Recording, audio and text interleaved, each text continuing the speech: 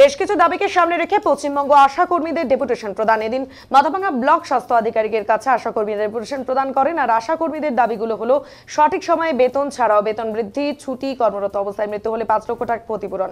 মূলত এই সমস্ত দাবি নিয়ে এদিন তারা ডেপুটেশন প্রদান করেন। দাবি পূরণ না হলে আগামীতে বৃহত্তর আন্দোলনের হুঁশিয়ারি। একসাথে প্রদানের দাবিতে রাজ্য জুড়ে বিক্ষোভে চলবে। আমাদের দাবি অনেকগুলোই আছে। আমাদের মেন দাবি হচ্ছে যে আমাদের যে গত বাজেট কেন্দ্র সরকার এবং রাজ্য সরকার পেশ করলেন, সেই বাজেটে আমাদের কোনো নামই উচ্চারণ করেনি। আমরা খুব আশা করেছিলাম যে আমাদের অন্তত কিছু টাকা, মানে আমাদের যে ফিক্সড ভাতাটা সেটা বাড়াবে। আমাদের সরকার আমাদের কাজের সময় আমাদেরকে সবসময় মনে রাখে, কিন্তু টাকা বাড়ানোর সময় আমাদেরকে আমাদের কথা ভুলে যায়। আমরা আন্দোলন করি, আন্দোলনের পর হয়তো তার একটু মনে আসে, তারপরে সামান্য কিছু বাড়ায়।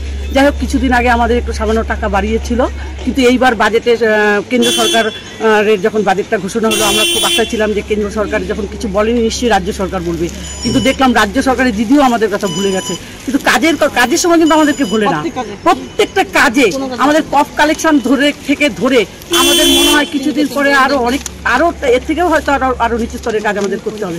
আমরা কিন্তু সেটা করে যাচ্ছি, বিনা পরিশ্রমে করে যাচ্ছি, মানে বিনা পারিশ্রমিকে।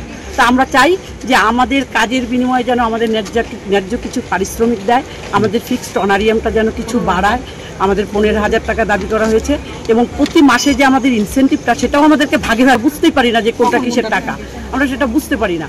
আমাদের ইনসেন্টিভটা যেন প্রতি মাসেরটা যেন মাসে দেয়, সেটা আমরা দীর্ঘদিন থেকে আন্দোলন করে আসছি। প্রতি মাসেরটা প্রতি মাসে দেয়, এবং একবারে যেন সেটা দেয়। ভাগে ভাগে দিচ্ছে, আমরা কিছুই দেখতে পারি না। সামান্য টাকার মধ্যেও যদি সেটা সামান্যভাবে ঢোকে, তাহলে আমরা কেমন করে আমাদের সংসার চালাবো? আমাদের মা বাবা থাকে, আমাদের ছেলে মেয়ে থাকে। তাহলে আজকালকার বাজারে জিনিসপত্রের যে দাম, সেই অনুযায়ী আমাদের শুধু কাজ বাড়ছে, কিন্তু আমাদের টাকা বাড়ছে না।